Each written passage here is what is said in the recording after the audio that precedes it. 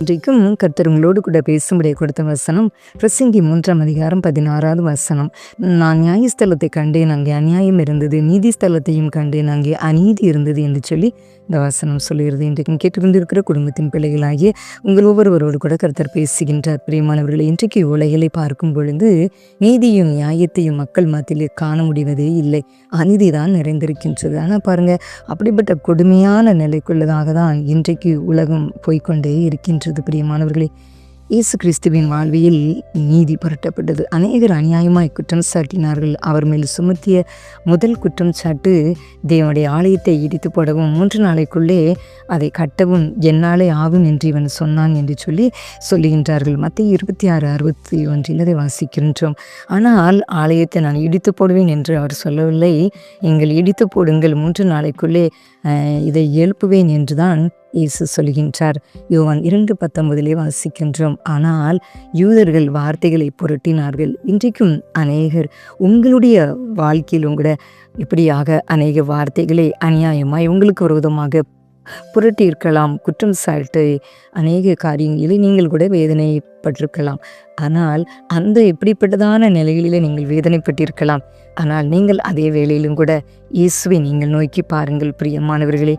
அப்படியானால் 2வது குற்றச்சாட்டு, இயேசு தம்மை தேவனுடைய குமாரன் என்று சொன்னார் என்று சொன்னதாக சொல்கின்றார்கள். பிரதான ஆசாரியனாகிய காய்பா இயேசுவை பார்த்து, நீ தேவனுடைய குமாரனாகிய கிறிஸ்து தானா என்று கேட்டார்.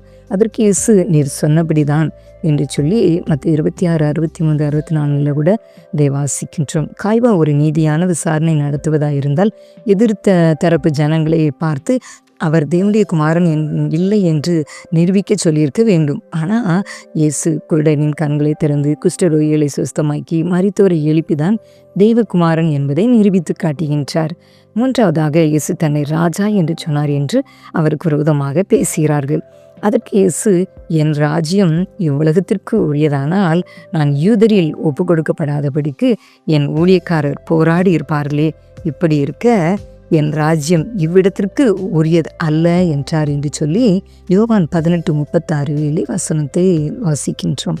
இன்றும் கூட மனசாட்சி இல்லாமல் குற்றம் சாட்டுகிறவர்கள் ஏராளமாக இந்த உலகத்திலே இருக்கத்தான் செய்கின்றார்கள். ஆனால் கர்த்தரை நம்பியிருக்கிற நீங்களும் கூட கலங்காதீங்க பிரியமானவர்களே. உங்களுக்கு வருகின்ற ஒவ்வொரு அநியாயத்தையும் கர்த்தருடைய கண்கள் காண்கின்றன. ஒருவேளை நீங்கள் கூட இயேசு கிறிஸ்து எப்படி குற்றம் சாட்டப்பட்டாரோ, அநியாயமாய் பாதிக்கப்பட்டாரோ, வேதனைப்பட்டாரோ, அதே போல் நீங்களும் கூட இன்றைக்கு உங்களுக்கு விரோதமாக மனசாட்சி இல்லாமல் அநேக காரியங்களிலே உங்களுக்கு விரோதமாக நீங்கள் வேலை செய்கிற இடத்துல இருக்கலாம், உங்கள் குடும்பத்துக்குள்ளே இருக்கலாம், பக்கத்தில் இருக்கலாம், வீட்டு அருகாமையில் இருக்கலாம், எந்த இடத்திலும் கூட நீங்களும் கூட ஏதோ ஒரு வகையில் இயேசு கிறிஸ்து எப்படி அநியாயமாக குற்றம் சாட்டப்பட்டாரோ அதே போல் கூட நீங்களும் கூட குற்றம் சாட்டப்பட்டு வேதனையோடு அவமானப்படுத்தப்பட்டு இருக்கலாம், கண்ணீர் வடித்திருக்கலாம். ஆனால் நீங்கள் இயேசுவை நோக்கி பாருங்கள் பிரியமானவர்களே. நீங்கள் வேதனைப்படுகின்ற ஒவ்வொரு காரியங்களிலும், அவமானப்படுத்தப்படுகின்ற, அநியாயமாய் குற்றம் சாட்டப்படுகின்ற ஒவ்வொரு காரியத்தையும் கூட இயேசு கிறிஸ்தனுடைய கண்கள் பார்க்கின்றது பிரியமானவர்களே. யார் உங்களுக்கு எதிர்த்து நின்றாலும் கூட கர்த்தர் உங்கள் பட்சத்தில் நிற்கின்றார். மனிதர்கள் உங்கள் பட்சத்தில் நிற்காமல் இருக்கலாம், ஆனால் கர்த்தர் உங்கள் பட்சத்தில் நிற்கின்றார் என்பதை நீங்கள் ஒருபோதும் மறந்து போகாதீங்க பிரியமானவர்களே. மனிதர்கள் அநியாயமாய் குற்றம் சாட்டலாம், ஆனால் கர்த்தரோ உங்களுக்கு நீதி செய்வார் பிரியமானவர்களே. மனிதர்கள் உங்களுக்கு நீதி செய்யவே மாட்டார்கள்.